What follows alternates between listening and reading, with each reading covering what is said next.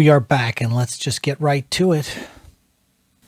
Hey everybody, I'm James Gunn. I'm the co-CEO of DC Studios. So as many of you know, DC has been disconnected in film and television for a long time. And it's one of, our jobs, mine and Peter's, is to come in and make sure the DCU is connected in film, television, gaming, and animation. That the characters are consistent, played by the same actors, and it works within one story. And if something is outside of that, like Matt Reeves' Batman or Todd Phillips' Joker or Teen Titans Go, that it is clearly labeled as DC Elseworlds, outside of the mainstream DCU continuity. Now, Peter and I have gotten pretty lucky in terms of the 4 projects that are coming out over the next year. First, we have Shazam! Fury of the Gods. Shazam has always been off kind of in his own part of the DCU, so he connects very well. That moves directly into The Flash, a fantastic movie that I really love, that resets the entire DC universe. Then to move into Blue Beetle,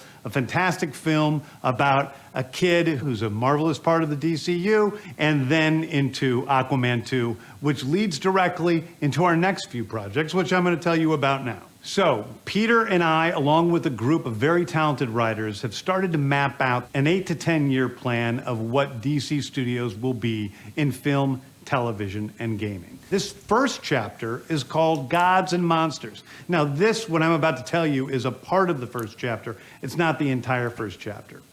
The first project is Creature Commandos.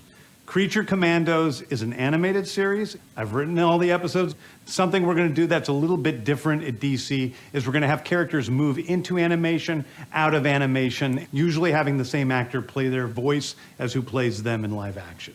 The next project up is Waller. This is a story of Amanda Waller, played by Viola Davis. Viola Davis is going to team up with members of Team Peacemaker, and this is a story that's been created by Crystal Henry, who did Watchmen, and Jeremy Carver, who created the Doom Patrol. It is a fantastic story that's out of this world, and I can't wait for people to see it. Okay, next up is the big one, the true beginning of the DCU. This is called Superman Legacy. This is being written by me. I'm in the middle of it. I'm having a great time doing it.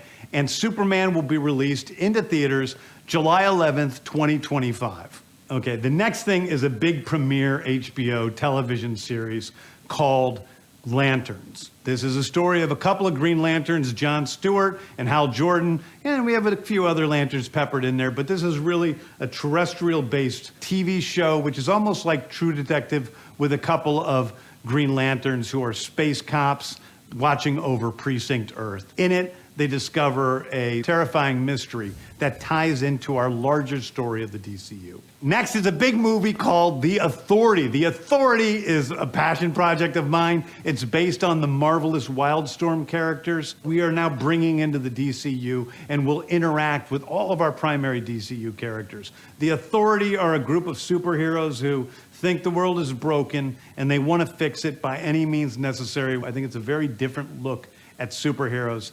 We're doing a television series called Paradise Lost.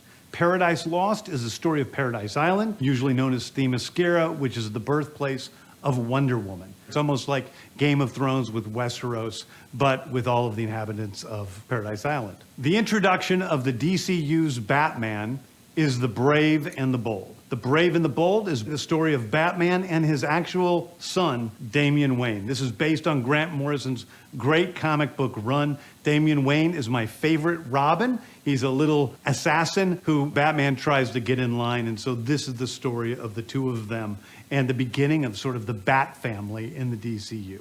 Next up is a TV series called Booster Gold. Booster Gold is one of comics' really popular cult heroes. He is a fascinating guy. He's a loser from the future who uses future technology to come back to present day and become a superhero so that people will love him. It is basically the superhero story of imposter syndrome on an HBO Max series.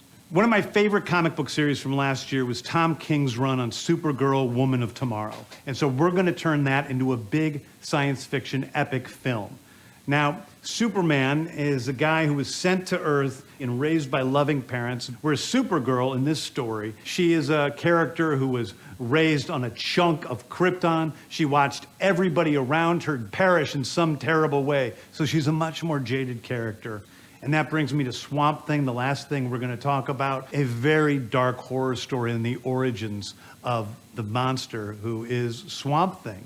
And although it's totally outside of the rest of the DCU, it will still feed into the rest of the stories. Anyway, those are the stories that I can tell you about right now. I've loved the DC characters since I was a child. They're incredibly important to me. I knew that this was a once-in-a-lifetime opportunity to do something very different. One of the things that's very important for me in all of these movies and TV series is that the director's vision and the vision of the writers and all of the creators is unique and something special. Storytelling is always king. That's all that matters to us. And I want to be true to those stories. I want to be true to you guys and really give you something different than you've ever seen before. Anyway, thank you, everybody. I appreciate you watching. I hope this was exciting for you because it's really exciting for me. And I can't wait to start to dive into these stories with you guys on this grand adventure. Thank you so much. Well, there you have it. That's the slate. That's what we have to look forward to. Just going to have to wait and see.